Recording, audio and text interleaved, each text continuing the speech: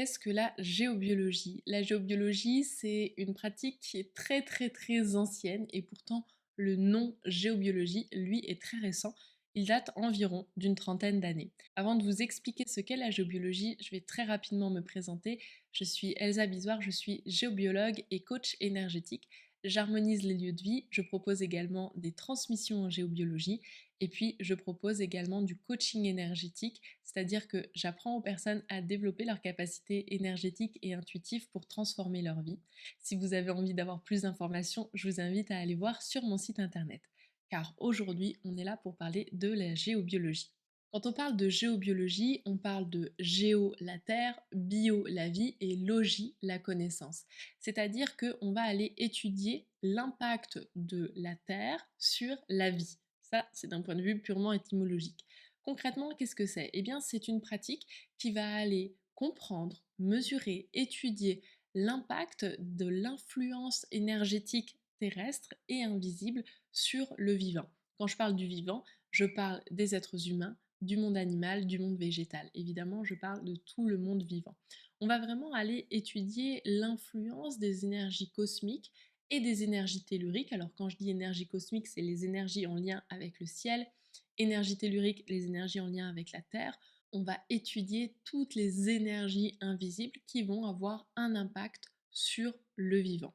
L'objectif de la géobiologie, c'est vraiment d'améliorer la qualité énergétique et vibratoire d'un lieu, tout simplement en corrigeant les influences qui pourraient avoir un impact plutôt néfaste et qui pourraient perturber le vivant. Donc les influences peuvent être vraiment très nombreuses et il y aura une vidéo spécialement sur ce sujet.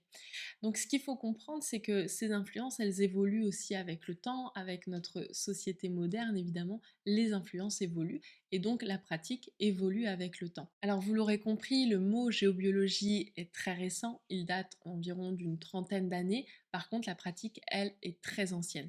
Il faut savoir que nos ancêtres, les Celtes et même bien avant, avaient cette capacité de observer le vivant, observer les influences énergétiques invisibles, les ressentir, dans le but de construire des édifices, de construire des villes, d'harmoniser les lieux et de faire en sorte que les lieux soient porteurs et bénéfiques pour le vivant, pour les êtres humains. Là, je vous parle de nos ancêtres qui avaient cette connaissance-là. Aujourd'hui, une intervention en géobiologie est très différente.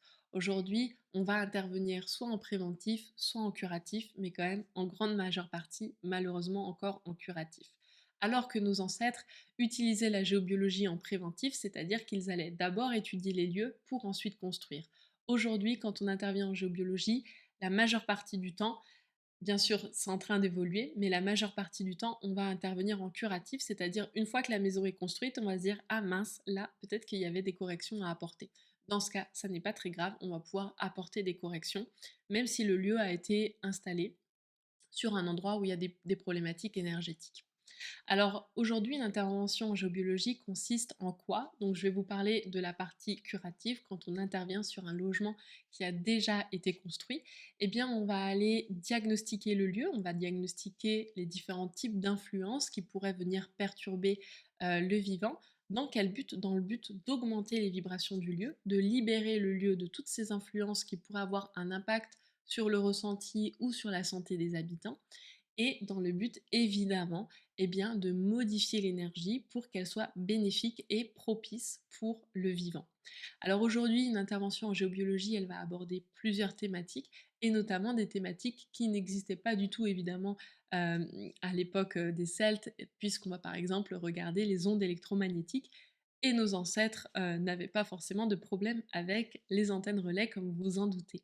Donc voilà pourquoi je dis que la géobiologie est une pratique qui évolue et qui va continuer d'évoluer avec le temps. J'espère que cette vidéo vous a aidé à mieux comprendre ce qu'est la géobiologie. Je vous dis à très bientôt. Si vous avez des questions, n'hésitez pas à les poser en commentaire.